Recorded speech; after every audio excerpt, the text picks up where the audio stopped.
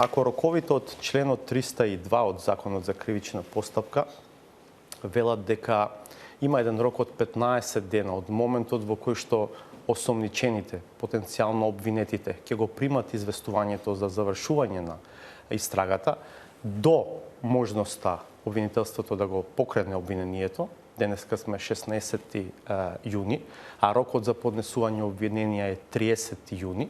Имаме официјално известување од СЈО дека истрагата во случајот Таргет не е затворена.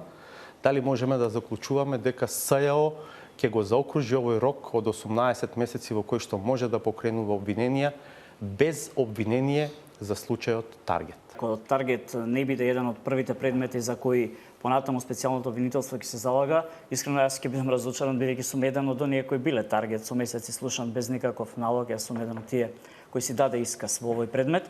Овие рокови можеби да ги толкуваме и малку поотворено, ако го гледаме однесувањето на осомничените во случајот Таргет и нивното неколку пати непојавување во СЈО на поканите, нивното непримање на поканите, него врзува специјалното јавно обвинителство во такви ригидни рамки да го почитува овој рок од 15 дена.